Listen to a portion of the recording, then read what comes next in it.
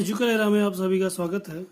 12th accountancy लेखा शास्त्र NCERT और अकाउंटेंसी में हमारा चैप्टर अभी जो चल रहा है चैप्टर 2 पार्टनरशिप फंडामेंटल साझेदारी लेके आधारभूत सिद्धांत।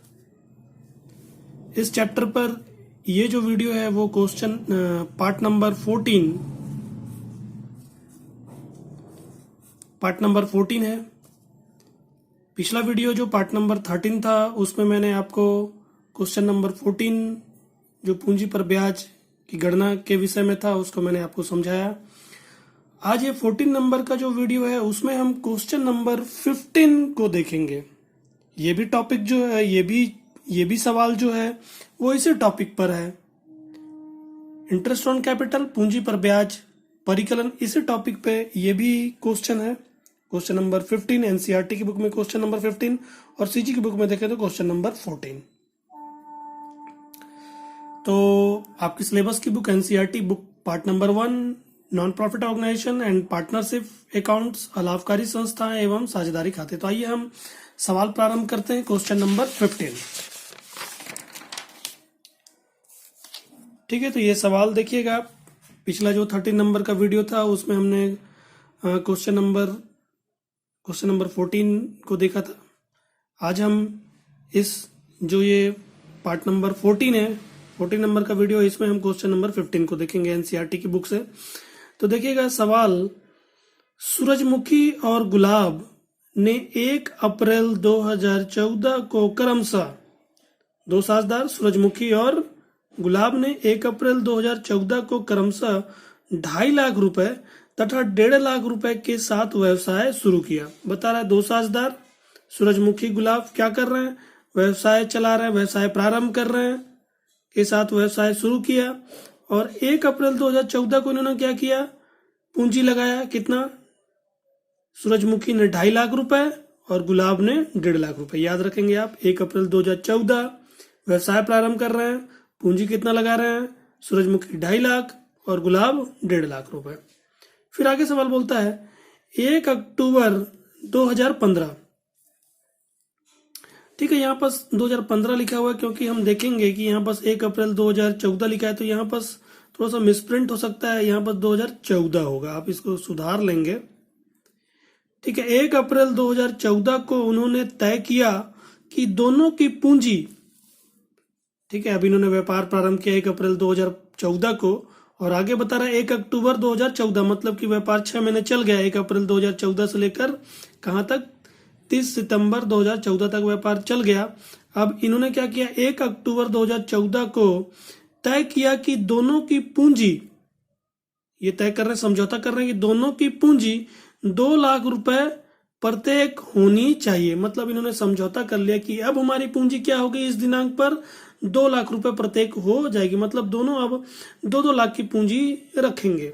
तो आप देखेंगे शुरू में 1 अप्रैल 2014 को इनकी पूंजी कितनी थी, इन्होंने कितना पैसा लगाया, 2.5 लाख और ये 1.5 लाख। अब ये दोनों 6 महीने बाद क्या समझौता कर रहे हैं कि अब हमारी पूंजी कितनी हो जाएगी, 2-2 लाख रुपए हो जाएगी। तो देखेंगे ये 2.5 लाख रुपए लगा रहा है तो 50,000 तो इसका ज्यादा है, तो क्या करेगा, 50,000 रुपए ये ले जाएगा और इसका 50,000 कम है, ये 50,000 रुपया ले आएगा,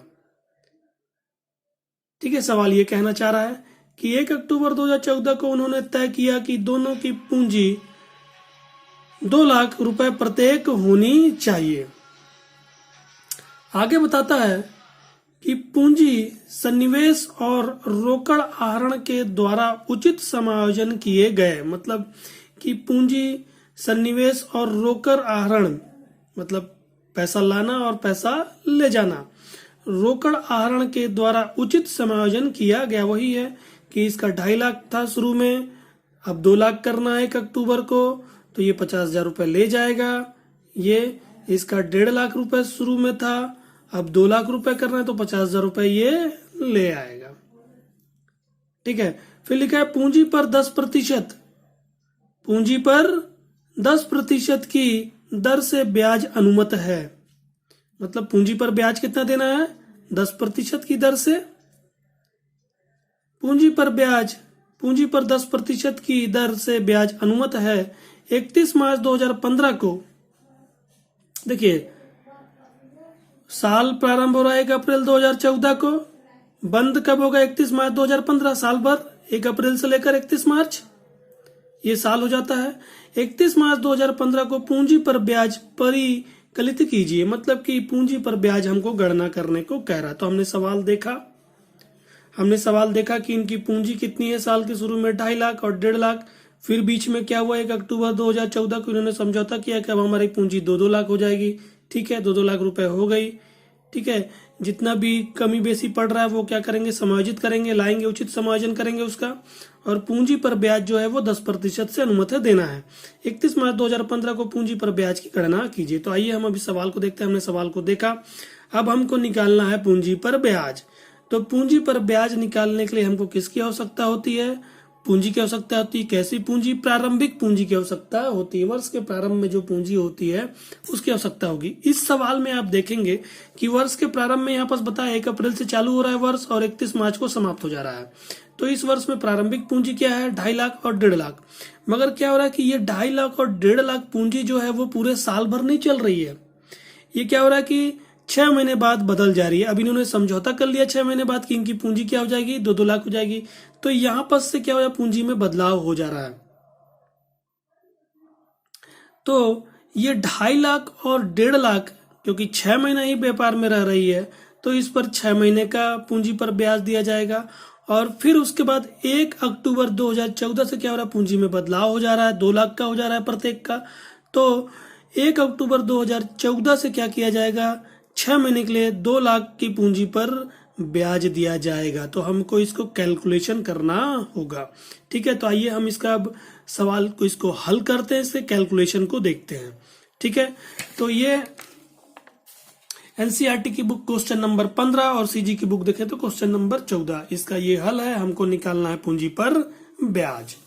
ठीक है, तो पहले सूरजमुखी के लिए, किसके लिए, पहले सूरजमुखी के लिए। अब सवाल आपने देखा कि सूरजमुखी ने शुरू में 1 अप्रैल 2014 को कितना पूंजी लगाई, उसने 2.5 लाख रुपए पूंजी के रूप में लगा दी। ठीक है, मगर क्या ये पूंजी पूरे साल भर रही, नहीं, पूंजी में बदलाव हो जा रहा है। कब बदलाव हो रहा है, 1 अक्टूबर को बदलाव हो जा रहा है। 1 अक्टूबर को अब दोनों की पूंजी कितनी हो जाएगी, 2-2 लाख रुपए हो जाएगी। तो ये 2.5 लाख रुपए जो सूरजमुखी का है वो 6 महीने ही काम कर रही है। तो इस पर 6 महीने का ही क्या किया जाएगा, 10% से पूंजी पर ब्याज दिया, क्योंकि पूंजी पर ब्याज जो है वो 10% की दर से दिया जा रहा है, सवाल में कहा गया है। ठीक है, तो हम निकालते हैं। ठीक है, पहले 6 महीने का निकालेंगे, फिर 6 महीने का निकालेंगे। 6 महीने का पूंजी जो होगी वो 2.5 लाख रुपए और अगले 6 महीने की पूंजी जो होगी वो 2 लाख रुपए होगी। ठीक है, तो 1 अप्रैल 2014 से 30 सितंबर 2014 के लिए 6 महीने के लिए सूरजमुखी के लिए, ठीक ना, उसने 2.5 लाख रुपए पूंजी का लगाया। इसका 10% 6 महीने के लिए, क्योंकि ये 2.5 लाख रुपए 6 महीने ही काम कर रही है। ठीक है, तो 2.5 लाख का 10% 6 महीने के लिए हम काटेंगे। ये अंश, ये भी अंश और ये भी अंश, ये हर और ये हर, और उसके नीचे यहाँ पास भी एक हर के रूप में है। ठीक है, काटते हैं अंश और ये हर हमारा कट गया, 2 शून्य। ठीक है, अब यहां से 6 एकम 6, 6 दूनी 12, यहाँ पास 2 है, फिर 2 एकम 2 और 2 पंचे 10। अब देखेंगे हमारा हर में एक एक आ गया है, हर में हमारा एक एक आ गया। अब अंश ये बचा है, ये अंश, ये अंश और ये अंश। तो यहाँ पर 2,500 रुपए, यहाँ पास 5 और यहाँ 1, 2,500 को 5 से गुणा करेंगे तो 12,500 रुपए आता है।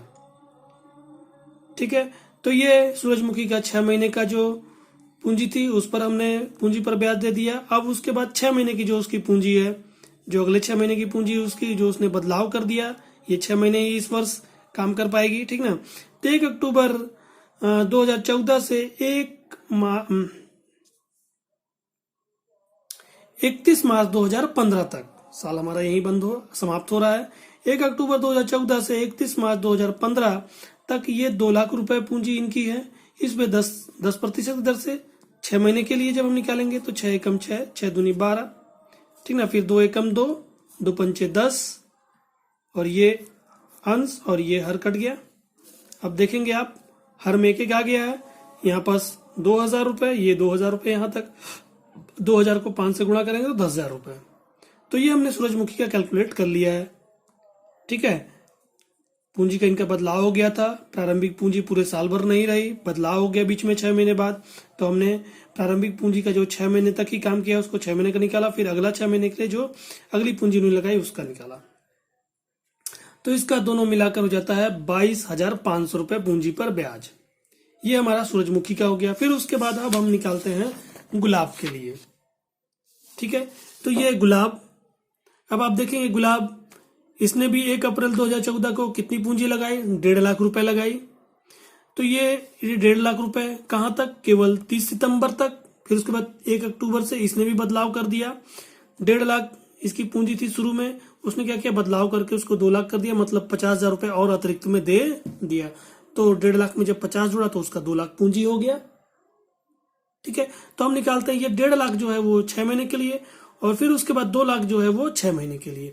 तो 1 अप्रैल 2014 से 30 सितंबर 2014 तक 1.5 लाख का 10% के हिसाब से 6 महीने का। तो 6 एकम 6, 6 दूनी 12, फिर 2 एकम 2 और 2 पंचे 10, और ये 2 शून्य अंश और हर का कट गया। तो आप देखेंगे यहाँ पर 1,500 और यहाँ पर 5, 1,500 को 5 से गुणा करेंगे तो 7,500 रुपए। फिर उसी तरह अब अगला फिर 6 महीने के उसका निकालेंगे। 1 अक्टूबर 2014 से 31 मार्च 2015 के लिए 2 लाख रुपए, दोनों की पूंजी 2 लाख की हो गई है। इस पे 10% की दर से 6 महीने के लिए 6 एकम 6, 6 दूनी 12, 2 एकम 2, 2 पंचे 10, और ये अंश और हर कट गया। यहाँ पास हो जाता है 2 लाख गुणित 5, 10,000 रुपए। तो दोनों को जोड़ेंगे तो 17,500 रुपए। इसका पूंजी पर ब्याज 17,500 रुपए। तो आपने देखा इन दोनों का पूंजी पर ब्याज का हमने गणना किया। पूंजी पर ब्याज दोनों ही साझेदारों के लिए, पहला सूरजमुखी कितना 22,500 रुपए, और गुलाब कितना 17,500 रुपए। ये हमारा उत्तर आ जाता है। तो ये हमारा क्वेश्चन नंबर एनसीईआरटी बुक की क्वेश्चन नंबर 15 पेज नंबर 107, और यदि सीजी की बुक से देखें आप तो क्वेश्चन नंबर 14 पेज नंबर 107। तो आशा करता हूं कि आपको ये क्वेश्चन का हल आसानी से समझ आया होगा। और यदि मेरे चैनल पे आप नए हैं तो प्लीज मेरे चैनल को सब्सक्राइब और नोटिफिकेशन बेल को प्रेस करना ना भूलें, जिससे आने वाली वीडियो का नोटिफिकेशन आपको प्राप्त होता रहे। और वीडियो को प्लीज लाइक और शेयर करना भी ना भूलें, जिससे और भी लोगों का फायदा हो। तो आज के लिए इतना ही, धन्यवाद।